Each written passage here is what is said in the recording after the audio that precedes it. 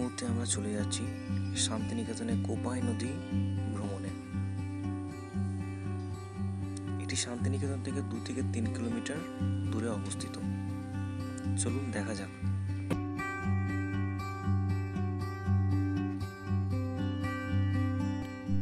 কবিগুরু রবীন্দ্রনাথ ঠাকুরের লেখা আমাদের ছোট নদীর চলে আঁকে বাঁকে বৈশাখ মাসে তার হাঁটু জল থাকে। এই কবিতাটা কবিগুরু এই নদীকে উপলক্ষ করে লিখেছিলেন। এখানে বর্ষাকালে মাঝে মাঝে অতি বৃষ্টির ফলে এই যে বৃষ্টি দেখতে পাচ্ছেন, এই বৃষ্টি অনেক সময় ডুবে গিয়ে থাকে, ফলে আশেপাশের অঞ্চল যেগুলো আছে সেগুলো বন্যার পরিস্থিতির সম্মুখীন হয়। এই বৃষ্টি এতটাই নিচু যে বর্ষার জলে কিছু কিছু সময় প্লাবিত হয়ে যায়।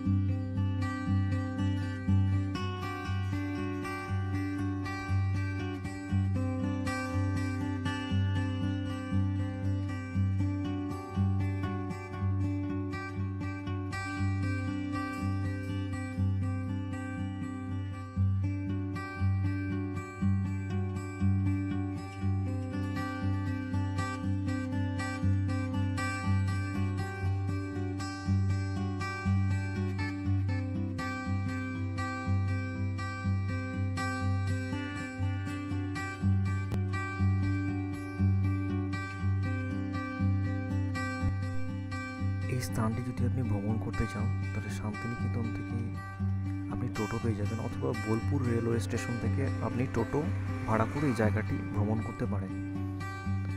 টোটো ভাড়া মূল্য মাত্র 20 টাকা। হয়তো কিছু কিছু সময় বেশি হতে পারে, কিন্তু নির্দিষ্ট ভাড়া 20 টাকা।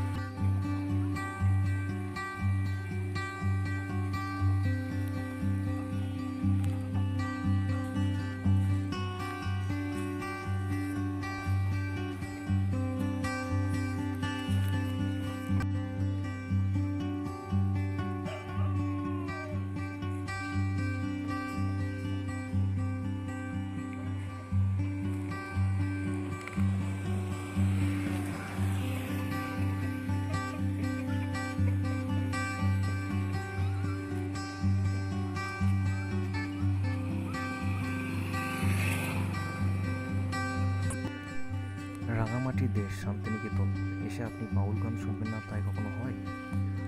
এই শান্তিনিকেতনের ঐতিহ্যময় গান হলো বাউল গান। এখানে বিভিন্ন বাউল শিল্পীরা এসে গান করে থাকেন। আপনি যদি এখানে আসেন অনেক সময় এখানে বাউল গান শুনতেই পারবেন। চলুন একটু বাউল গান শোনা যাক। এখানে হস্তশিল্পের কারুকার্যের জিনিসপত্র আপনি অনেক কিনতে পারেন। এখানে এই দেখছেন হস্তশিল্পের হাট, এটা এর থেকে বড় হাট একটা হয় শনিবারের হাট, এটা আমি আমাদের নেক্সট ভিডিও দেখাবো। চলুন দেখা যাক।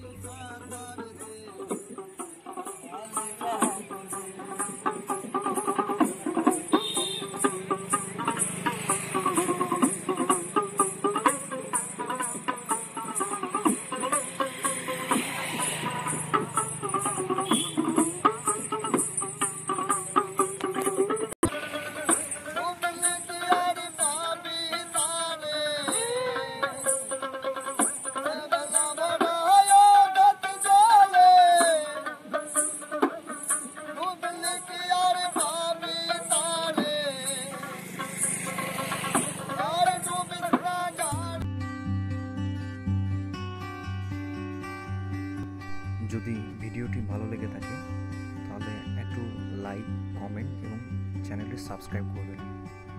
আশা করব আমি আগামী দিনে এর থেকেও ভালো ভিডিও দেওয়ার চেষ্টা করব।